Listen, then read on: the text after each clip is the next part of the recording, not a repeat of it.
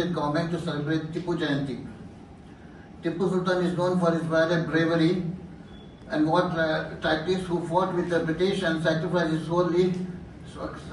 life solely for his motherland. Mr. H. Ismail will brief you regarding this.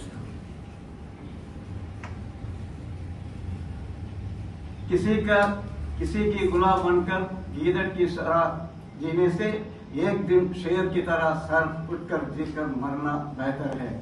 लज्जत की जिंदगी से इज्जत की मौत अच्छी है ಎಂದು ತನ್ನ ಸೈನಿಕರಿಗೆ ಟಿಪ್ಪು ಸುಲ್ತಾನ್ ಅವರು ಹೊರದುಂಬಿಸಿ ಯುದ್ಧ ಭೂಮಿಯಲ್ಲೇ ಬ್ರಿಟಿಷರ ಆ ದುರಾಡಳಿತ ವಿರುದ್ಧ ಹೋರಾಟ ಮಾಡಿ ತಾನು ಮಡಿದು ತನ್ನ ಮಕ್ಕಳನ್ನು ತ್ಯಾಗ ಮಾಡಿದ ಏಕೈಕ ರಾಜನಿದ್ದರೆ ಅದು ಶಹೀದ್ ಟಿಪ್ಪು ಸುಲ್ತಾನರಾಗಿರುತ್ತಾರೆ. ಸುಲ್ತಾನನು ಜ್ಞಾನಿಯು, ವಿಜ್ಞಾನಿಯು, ಧೈರ್ಯಶಾಲಿಯು, ಶೂರನು ಆಗಿದ್ದನು. ಕನ್ನಂಬಾಡಿ ಅಣಗಟ್ಟಿ ರೂವಾರಿಯು, ರೇಷ್ಮೆ ಧನಿಕರು ಹಾಗೂ ಕ್ಷಿಪಣಿಯ ಹರಿಕಾರರು ಆಗಿರುತ್ತಾರೆ ಟಿಪ್ಪು ಸುಲ್ತಾನರವರು. ಟಿಪ್ಪು ಸುಲ್ತಾನರ ವಿರುದ್ಧ ಅಪನಂಬಿಕೆಗಳು ಹೇಳಿಕೆಗಳು ನಡೆಯುತ್ತಾ ಇದೆ. ಏಕೆಂದರೆ ಬಿಜೆಪಿ ಹಲವು ನಾಯಕರು ಟಿಪ್ಪು ಸುಲ್ತಾನರ ಬಗ್ಗೆ ಈಗಲೂ ಕೂಡ ಟೀಕಿಸುತ್ತಿದ್ದಾರೆ. ಇದರ ಪರಿಣಾಮವಾಗಿ ಕರ್ನಾಟಕದಲ್ಲಿರುವ ಬಿಜೆಪಿ ಸರ್ಕಾರ ಆಡಳಿತಕ್ಕೆ ಪತನಗೊಂಡಿದೆ.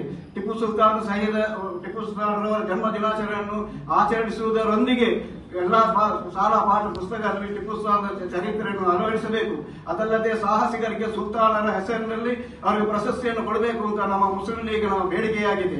ಒಂದು ವೇಳೆ ಈ ನಮ್ಮ ಬೇಡಿಕೆಯನ್ನು ರಾಜ್ಯ ಸರ್ಕಾರ ತಿರಸ್ಕರಿಸಿದರೆ ಬಿಜೆಪಿ ಹೇಗೆ ಪತನಗೊಂಡಿದೆ ಅದೇ ಪ್ರಕಾರ ಕರ್ನಾಟಕದಲ್ಲಿ ಕಾಂಗ್ರೆಸ್ ಸರ್ಕಾರವು ಪತನಗೊಂಡಿದ್ದು ನಿಶ್ಚಿತ ಎಂದು ನಾವು ಈ ಸಂದರ್ಭದಲ್ಲಿ ಎಚ್ಚರಿಕೆ ಕೊಡ್ತಿದ್ದೇನೆ.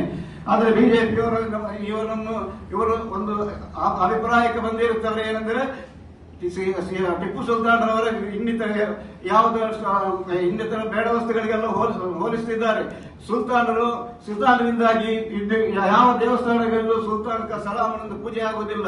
ಒಂದು ಪರಿಶುದ್ಧವಾದ ದೇವಾಲಯಗಳಲ್ಲಿ ಸುಲ್ತಾನ್ ಕಾ ಸಲಾಂ ಎಂದು ಪೂಜೆ ಆಗುವುದೆಂದರೆ ಅದು ಶಹೀದ್ ಟಿಪ್ಪು ಸುಲ್ತಾನರವರು ಮಾತ್ರ ಆಗಿರುತ್ತದೆ. ಇದರ ಮುಖ್ಯ ಕಾರಣ ಅಂದರೆ ಟಿಪ್ಪು ಸುಲ್ತಾನರ ಆದಷ್ಟು ದೇವಸ್ಥಾನಗಳಿಗೆ ತನ್ನ ಕೊಡುಗೆಯಿಂದ ಪ್ರತೀಕಾರವಾಗಿರುತ್ತದೆ ಸುಲ್ತಾನರ ಹೆಸರಲ್ಲಿ ಪೂಜೆ ಆಗುವುದು.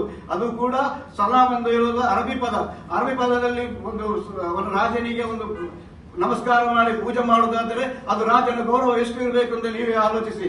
ಇದೀಗ ಬಿಜೆಪಿಯವರು ಅದನ್ನು ಆ ಬಗ್ಗೆ ಕೂಡ ಮಾತಾಡುವುದಿಲ್ಲ. ಅವರ ಸುಲ್ತಾನರಿಗೆ ಏಕೆ ಪೂಜೆ ಕಾರಣ ಆಯಿತು ಅಂತ ಹೇಳಿ. ಅಷ್ಟೇ ಅಲ್ಲದೆ ಟಿಪ್ಪು ಸುಲ್ತಾನರವರು ತಾನು ಹೋರಾಡಿ ತನ್ನ ಮಕ್ಕಳನ್ನು ತ್ಯಾಗ ಮಾಡಿದ ಕೀರ್ತಿ ಸುಲ್ತಾನರಿಗೆ ಮಾತ್ರ ಲಭಿಸುತ್ತದೆ. ಸುಲ್ತಾನರ ಕಡಗವನ್ನು ತಂದಿರೋದು